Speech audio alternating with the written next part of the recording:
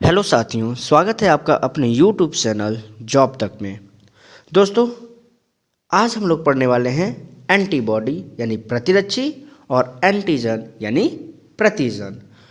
दोस्तों, पिछले वीडियो में हम लोग आरएच फैक्टर के बारे में अध्ययन किया और आरएच फैक्टर को हमने समझा। इसके बाद हमने ये पढ़ा कि एंटीजन और एंटीबॉडी का अध्ययन क्या कहलाता है।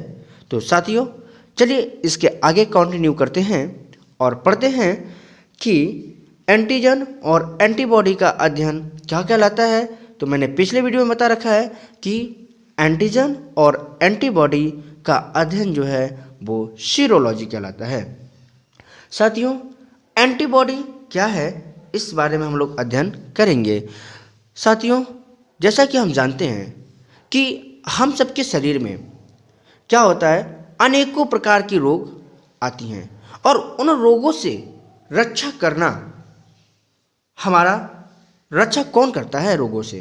तो वो एंटीबॉडी करती है। कौन करता है? एंटीबॉडी। यानी एंटीबॉडी जो है ये रोगों से रक्षा करने में सहायता करती है और रोगों से लड़ती है। इसी को हम लोग क्या कहते हैं? प्रतिरक्षी या एंटीबॉडी कहते हैं। साथियों, प्रतिरक्षी का आकार कैसा होता है, जो एग्जाम्स के लेवल में पूछे जाते हैं। तो प्रतिरक्षी का आकार जो है कैपिटल वाई आकार का होता है। कैसा होता है? कैपिटल वाई के समान प्रतिरक्षी का आकार होता है। साथियों, प्रतिरक्षी में 4 इकाइयाँ होती हैं। कितनी इकाइयाँ? 4 इकाइयाँ। प्रतिरक्षी में 4 इकाइयाँ होती हैं। 4 इकाइयाँ होती हैं जिसमें दोस्तों 2 इकाइयाँ बड़ी होती हैं और 2 इकाइयाँ छोटी होती हैं। 2 बड़ी इकाइयों को जो है कैपिटल एच से डिनोट करते हैं और 2 छोटी इकाइयों को कैपिटल एल से डिनोट करते हैं। साथियों, हम इस प्रकार से याद रख सकते हैं कि एच फॉर हाई, हाई मतलब बड़ी इकाइयाँ, एल फॉर लो, लो यानी छोटी इकाइयाँ। तो साथियों, अब हम आपसे कहें कि एंटीबॉडी का निर्माण कैसे होता है, तो एक बड़ी इकाई और एक छोटी इकाई, दैट मीन्स कि एक बड़ी इकाई कैपिटल एच और एक छोटी इकाई स्मॉल एच मिल करके एक एंटीबॉडी एचएल का निर्माण करती हैं। साथियों, आपको पता होना चाहिए कि प्रतिरक्षी यानी प्रतिरक्षी जिसको हम लोग बोलते हैं एंटीबॉडी, क्या बोलते हैं? एंटीबॉडी। ये दोस्तों कई टाइप्स के होते हैं। प्रतिरक्षी कई प्रकार के होते हैं, जैसे for example IgA, IgD, IgE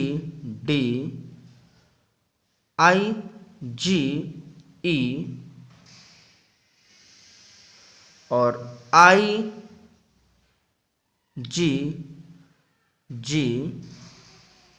तथा IgM होते हैं। दोस्तों, IG से प्रतिरक्षी को डिनोट किया जाता है। साथियों, आई होप कि आप नोट्स इसका तैयार कर रहे होंगे और आपके पास अच्छा सा नोट्स अवेलेबल हो चुका होगा। साथियों, मेरे पास बहुत सारे कमेंट्स आ रहे थे कि सर PDF चाहिए। मैं कहता हूँ कि PDF मिलेगा, लेकिन उसमें थोड़ा वक्त है। बट आप अगर अपने हाथों से उसको नोट्स बना रहे होंगे तो एक अच्छा खासा नोट्स आपके हाथों का तैयार हो रहा होगा। साथियों, आइए आगे चलते हैं। अगर आपसे पूछा जाए कि माँ के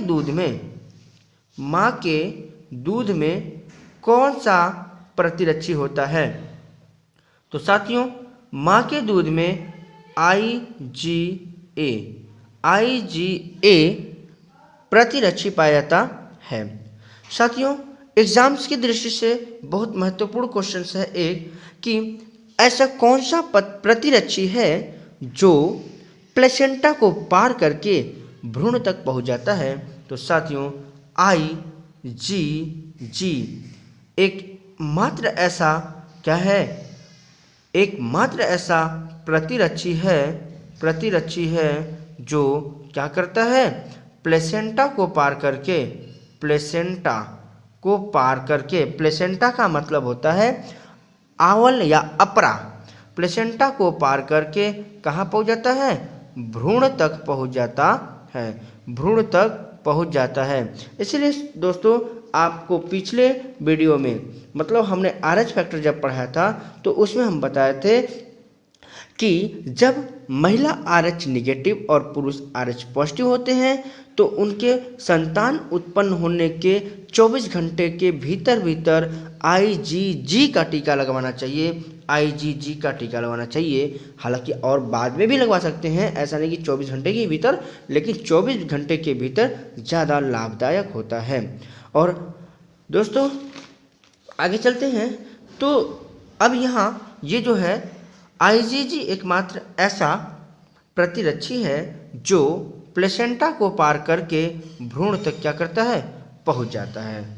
दोस्तों अब आपसे अगर कोई कहे कि एक क्वेश्चन बड़ा इंपॉर्टेंट है जो पूछा जाता है एग्जाम्स में कि पैराटॉप्स क्या होते हैं।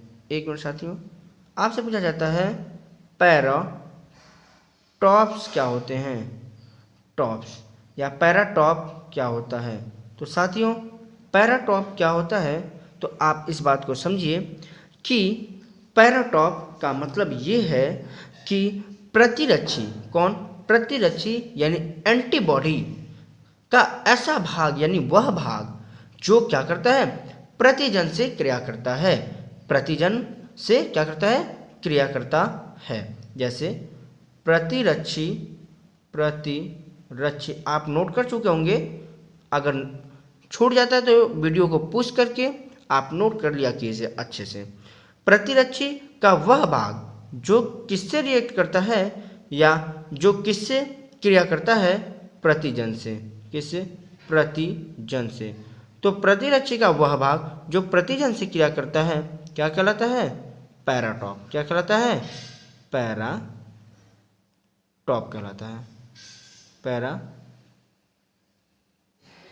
कहलाता है।